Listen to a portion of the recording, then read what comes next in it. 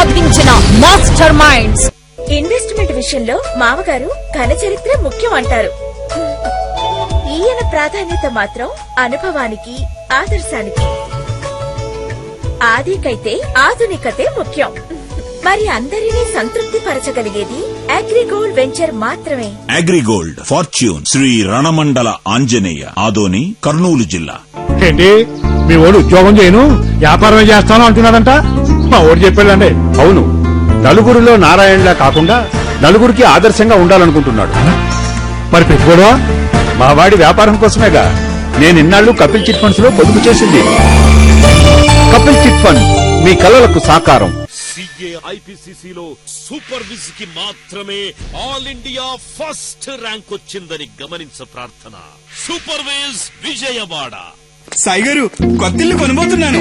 Wow, నువ్వు కొనే ఇల్లు త్వరగా డెవలప్ అయ్యే ఏరియాలో ఉందా? అంటే అన్ని ఎమ్యూనిటీస్ ఉన్నాయా? పోనీ ఆ సంస్థ రెప్యుటేషన్, ఎక్స్పీరియన్స్, గవర్నమెంట్ పర్మిషన్స్ ఇలా ఇల్లు కొనడం కాదు, మంచి ఇల్లు కొను. ఒక్కసారి అగ్రిగోల్డ్ వెంచర్ కెళ్ళి చూడు. అగ్రిగోల్డ్ ఫార్చ్యూన్, అనంత విహార్, అనంతపురం. ఐపీసీసీలో సూపర్ విజ్ కి మాత్రమే ఆల్ ఇండియా ఫస్ట్ ర్యాంక్ వచ్చిందని గమనించ ప్రార్థన. Super wiz Vijayawada. కళ్ళు చెదిరే థాయ్ అందాలు, మనసును దోచే చైనా లొకేషన్స్, అబ్బురపరిచే Japanese spots, children rides, adventurous rides అన్ని ఒకే చోట. ఎక్కడనుకుంటున్నారా? అగ్రిగోల్స్ హైలాండ్ లో. Come and enjoy Agrigold's highland, NH5 పక్కన చిన్నకాకాని, గుంటూరు విజయవాడ హైవే. ఐపీసీసీలో సూపర్ విజ్ కి మాత్రమే ఆల్ ఇండియా ఫస్ట్ ర్యాంక్ వచ్చిందని గమనించ ప్రార్థన. Super wiz Vijayawada.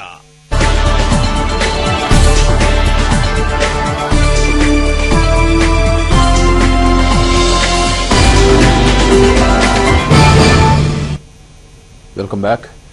తమకు పదవుల మీద ఆశ లేదని, తెలంగాణ ప్రజల ఆకాంక్ష కోసం ఈ నెల 30న నిజాం కాలేజ్ గ్రౌండ్స్ లో భారీ బహిరంగ సభను నిర్వహిస్తున్నామని అన్నారు పంచాయతీరాజ్ శాఖ మంత్రి జానారెడ్డి.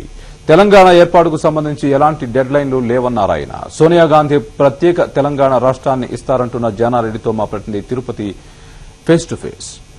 కేంద్ర ప్రభుత్వానికి తెలంగాణ వాణిని మరోసారి వినిపించేందుకు సిద్దమవుతోంది కాంగ్రెస్. టీ కాంగ్రెస్ నేతలు ఈ మేరకు ఈ నెల 30న నిజాం కాలేజ్ గ్రౌండ్స్ లో ఒక సభను ఏర్పాటు చేశారు. దీని ద్వారా తెలంగాణ ప్రజల ఆకాంక్షను బలంగా కేంద్ర ప్రభుత్వానికి వినిపించి తెలంగాణ రాష్ట్రాన్ని సాధిస్తామంటున్నారు. మనతో పాటు సీనియర్ మంత్రి జానారెడ్డి గారు అందుబాటులో ఉన్నారు. చెప్పండి సార్, ప్రధానంగా ఈ రోజు కాంగ్రెస్ పార్టీ, టీ కాంగ్రెస్ నేతలు ఎందుకు ఈ సమావేశాన్ని ఏర్పాటు చేయాల్సి వచ్చింది? ఎందుకు అనేటువంటి ప్రశ్నే లేదు. మొత్తం మీరందరూ చెప్తున్నట్టుగా ఈ ప్రాంత ప్రజల 60 ఏళ్ల ఆకాంక్ష, ప్రత్యేక రాష్ట్రం యొక్క ఆవిర్భావం, ఆ ఆవిర్భావం యొక్క మనోభిష్టం కొరకే ఈ సభ ఏర్పాటు చేశారు. అంటే ప్రధానంగా మీరు ఏ విధమైన ఒత్తిడి కేంద్ర ప్రభుత్వం వైపు తేబోతున్నారు?